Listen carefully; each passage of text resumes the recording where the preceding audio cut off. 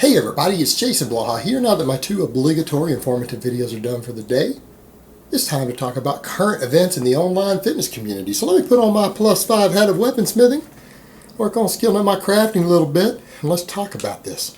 Let me get some cases lubed up when we start here. So I have to go in hard.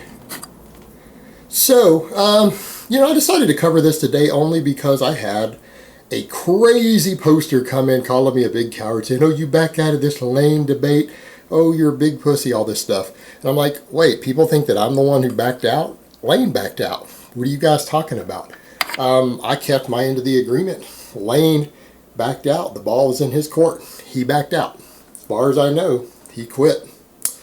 Now, that being said, that's kind of ironic because the guy stood there for weeks and weeks telling me publicly that I'm a big coward if I didn't do the debate. And then when we had terms kind of agreed to, he backs out. And it's interesting the way he tries to save face with that. But for people who don't understand, no, I wasn't interested in doing the debate at all. I'm not a big fan of debates. And the reason I'm not a fan of debates is because I have watched a few academic debates, and at least one of which I watched a person lose a debate, admitted he lost the debate, admitted he lost the debate, right? Admitted he lost the debate from a debate standard, even though he felt he was factually right. And this is personally, I was familiar with both people in the debate, and I felt factually and historically speaking, the guy who lost actually was right. His stance was the most likely academically correct position. But he lost the debate because he went against someone who was a more skilled debater. All right, and that's my problem with debates. Debates allow someone who is more experienced and more skilled at the art of debate the possibility to convince people of absurdities or things that aren't true.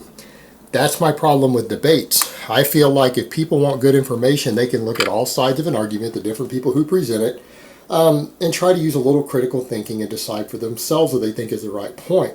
But debates could potentially expose people to bad ideas, scams, hustles, all sorts of stuff. And that was my concern because that's my stance. I believe Layne, and I legitimately and truly believe that supplements are mostly garbage.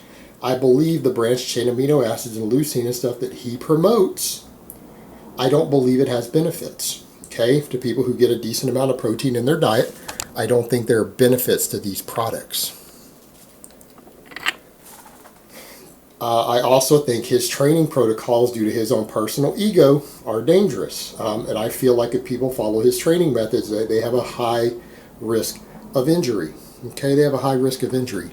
I didn't want to risk creating a scenario to where my viewers or other people get exposed to dangerous ideas. So if I lose a debate, how many of my followers are going to go get hurt following this guy's ideas? Are going to waste money potentially on products. So I'm sitting here going, what do I have to gain from this?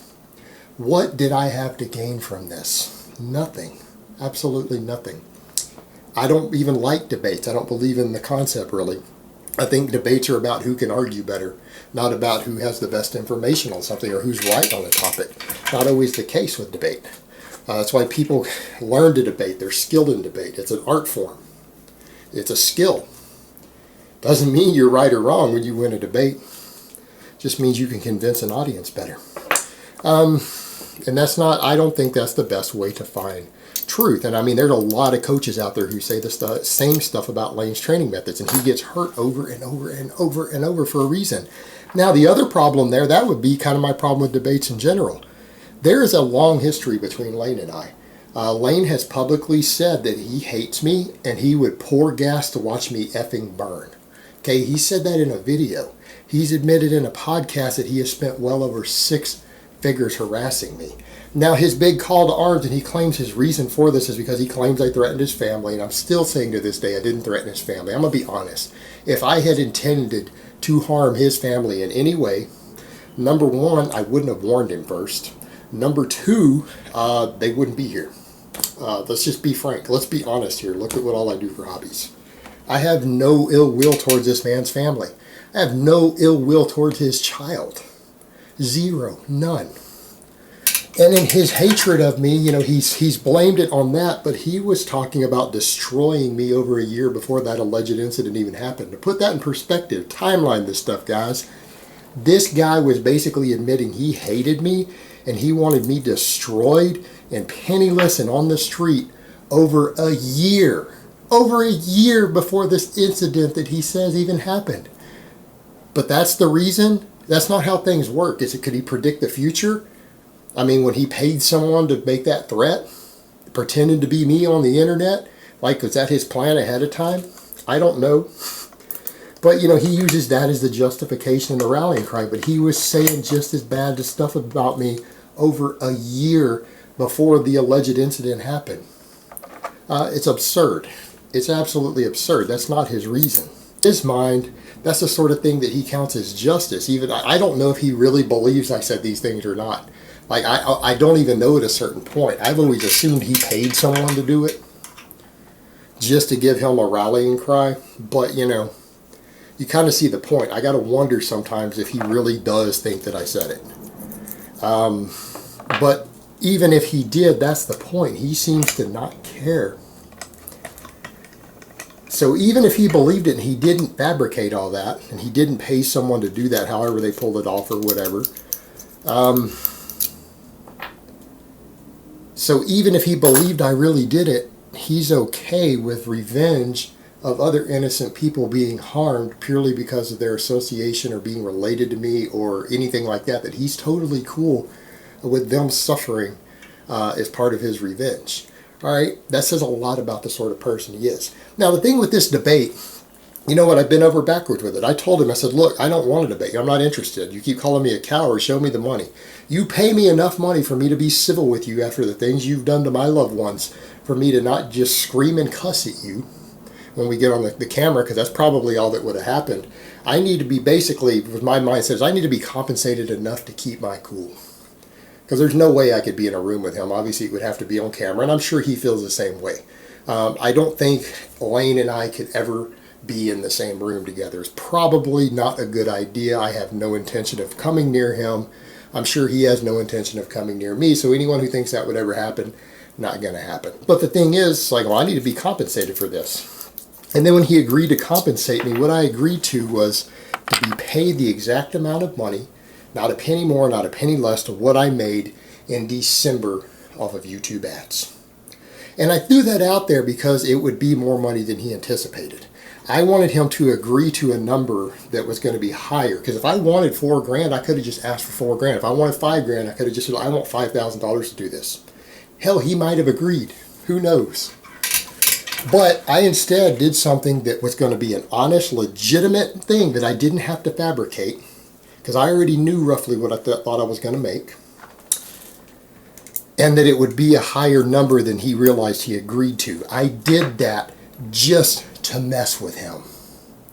Because I would lock him into an agreement publicly to pay me more money than he thought he was going to have to pay me. Because he honestly probably thinks I made like $2,000 or $1,500 or something off YouTube every month.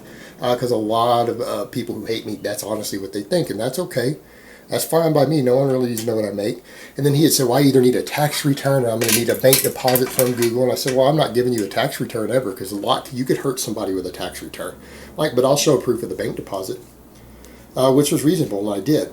And, you know, and he was saying, well, if he fakes this, then I'll sue him and I'll charge him with fraud or whatever. And it's kind of like, then when the number came back, it was higher than he thought it was going to be. And notice he didn't try to sue me for fraud or anything or threaten that anymore. He just claimed that it was made up, that it was fake. And he's got all these little trolls who are like, yeah, well, if that's real, then why of X, Y? I don't have to answer your X, Y, and Z. I have enough proof that would stand in a court of law. He couldn't drop fraud charges on me because I actually gave the exact legitimate number to the penny with no fabrications. Like, I actually was honest on it, and I went into this knowing that if I lied, he'd be able to hold me accountable legally. Like, I knew that. That's why I didn't plan on doing it, but I knew the number was going to be higher than he anticipated. And that's how I was going to get one over on him. It would be hard for him to save face. So what does he do to try to save face? Well, he realized he doesn't want to pay me that much money, even though he publicly agreed to it. And when he had agreed to it, I said, you know what? I'm going to drop all this other stuff. I'm going to let you pick the topic. I'll let you pick the moderator. All I ask is that they have no financial associations with you or any supplement companies. And outside of that, pick anyone you want. Hell, I'll even give you the option of a couple different topics. You said I could pick this one. I'm going to throw several others out there and let you pick the one. Since you're paying for it, I'll let you have the home court advantage. So I made it real easy for him at that point, but he backed out. After calling me a coward all that time, he backed out because he knew I tricked him. He knew I tricked him into agreeing to pay me more money than he thought he was going to have to pay me, and he made a public agreement of it. And the only recourse he had was to claim that I lied. But he did that knowing that if I accepted payment for this agreement and I lied, that he could get me in legal trouble, that it would be fraud. It would be fraud. And if he really wanted to get me that bad and he thought I lied, he could have just followed through with it. But he didn't. But he has to claim that I lied to save face because he made such a big deal about it and said that I'm such a big coward and a pussy if I don't do his debate. And then I said, fine, I'll do it, but I need to be paid X for it. And he agreed to it.